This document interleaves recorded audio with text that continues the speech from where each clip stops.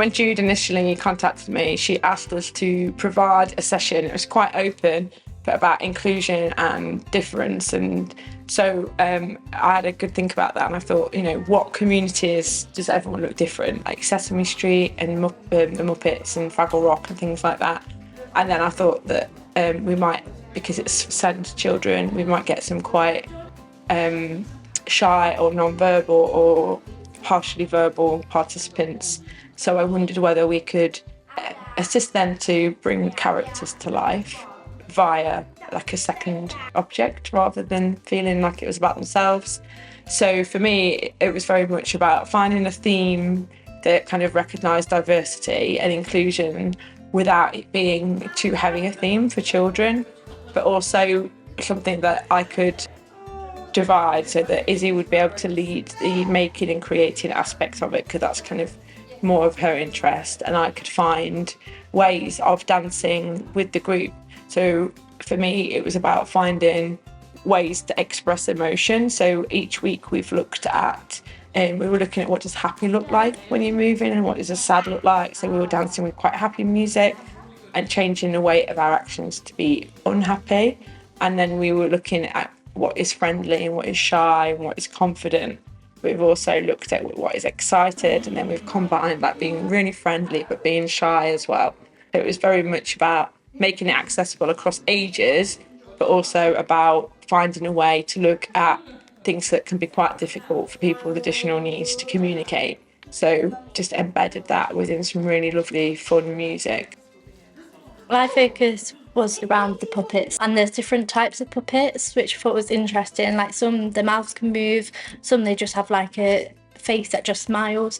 And I think it's like really important to have like the different sort of mouths even, because some children are peg fed or feed independently or assisted. So just having like something that represents how they are, develop it into something fun.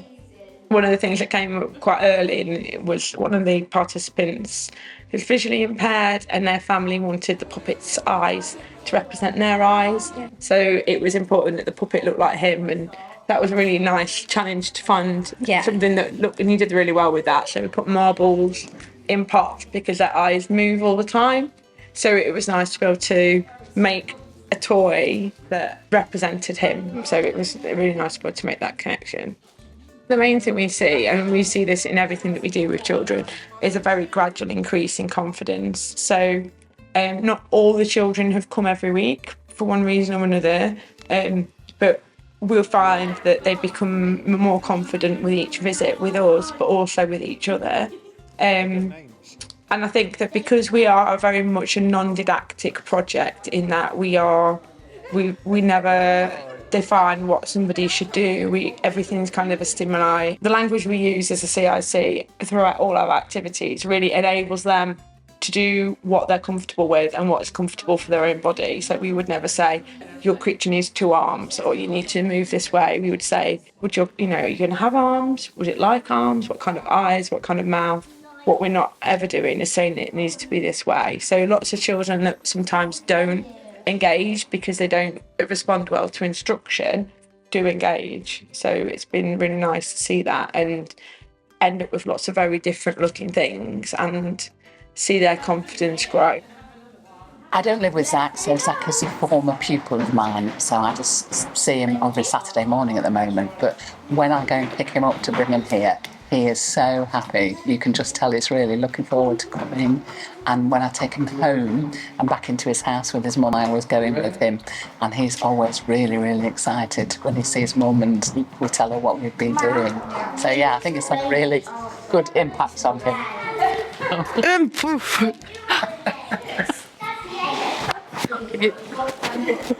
Can you sing? Yeah. Do it, boo, boo. Fantastic.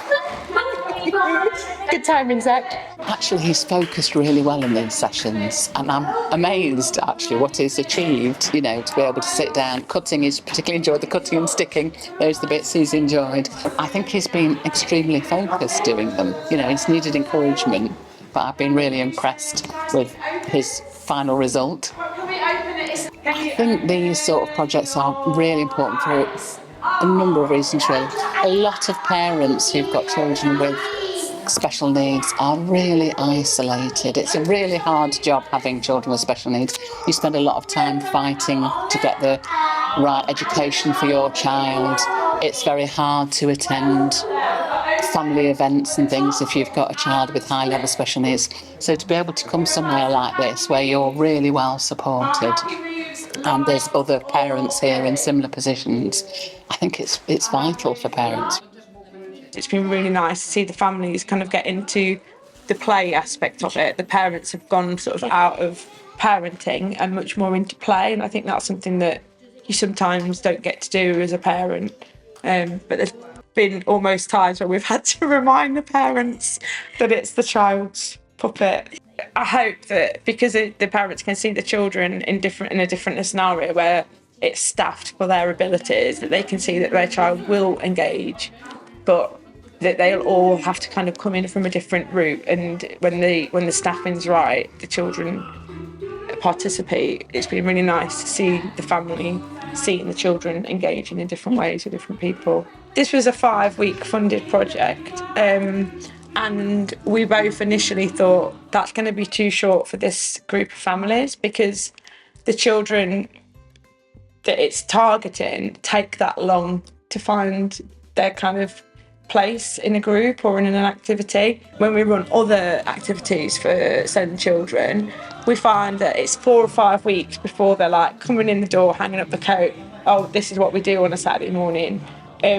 So I think that a challenge was getting the families in because we don't feel that the duration of the course was long enough for them to think, okay, is this long enough for my child to start an activity, become comfortable in the activity and get to a stage where they've benefited from it before it's come to an end.